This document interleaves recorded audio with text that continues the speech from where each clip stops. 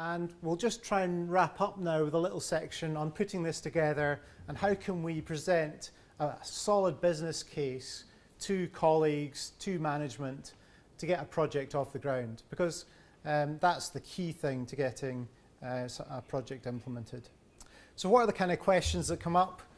Very standard questions from your finance department or your managing director. How much is this all going to cost us? When do we get our money back? And you do need to calculate those things for them. But do try and wrap up any other health and safety considerations or any other benefits that you can, because it's often the case that it's the total package that's going to help you get the project off the ground. So how much is this all going to cost us? Well, how can you arrive at these answers? Well, we've helped you to do some basic calculations today.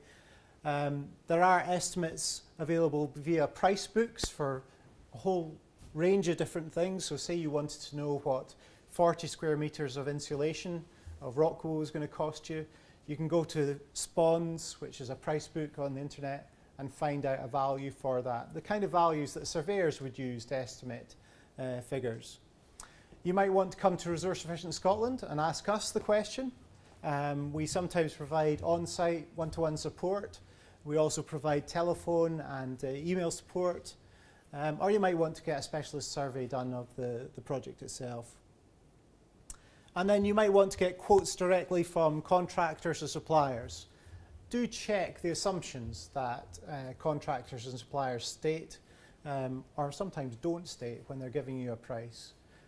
Do query them on any assumptions made. It's very common to find that they've assumed, for example, they're going to displace gas use with an insulation measure, but they've assumed a rate for the gas per unit that is not what you're actually paying.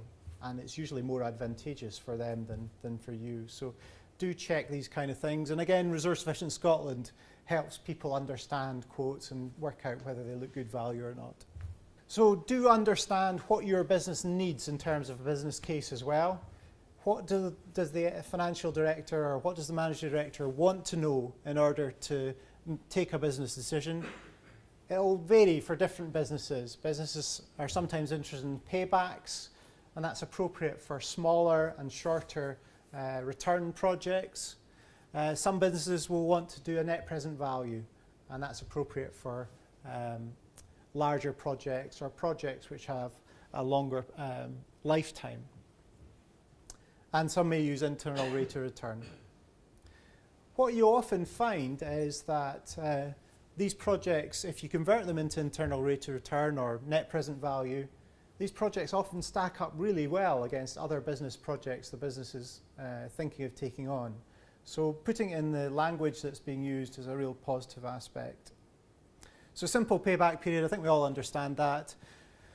It's the time and years it takes an investment to be repaid by the savings that it achieves. It tends to ignore maintenance costs, so do include for that if you can.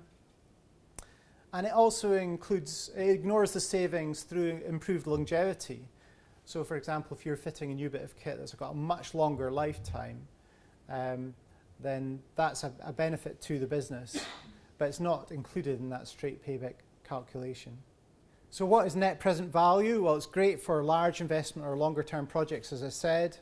It's simply the sum of the cash flows in each year that you consider. And then you have to discount the value of money in the future. And that's just to take account of inflation. So if I give you £10,000 tomorrow or offer you £10,000 in the future, at a future date, you take the £10,000 today because the £10,000 in the future will actually be worth less due to inflation. So simple payback, there's the formula for that. And here's an example of net present value. As I said, we've simply got a series of years and cash flows. We've got minus 6,000 for the first year, which is when you're making the investment. And then year 2, year 3, year 4, you're gaining money. That's your saving of £1,300 a year in this particular instance. And then the second step is to discount the future value of money. So you can see running down here, and each year into the future is slightly less benefit. And the net present value is simply the sum of all these cash flows. So what you're looking for is a large positive number. And net present value is a great way of comparing two different projects. If you've got two different projects and you want to know over 10 years which one is going to work out for me the best, then net present value is ideal for comparing those two. So a little chart of the cash flow that's typical in a net present value, showing the benefit dropping off with time and showing the big negative of the investment in the first year. And then building the business case. I'm not going to go through this example, but this is just an example based on the gas boiler one that we covered before.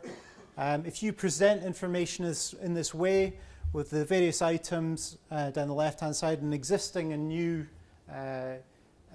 figures, then it's a very clear case for somebody who's going to take a decision on this to have a look at the project and understand it quickly.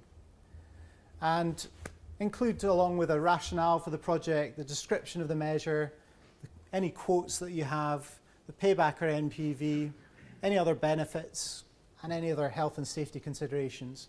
If you do all that, that's a nice, tidy little business case. They'll get a positive reception from somebody when it lands on their desk.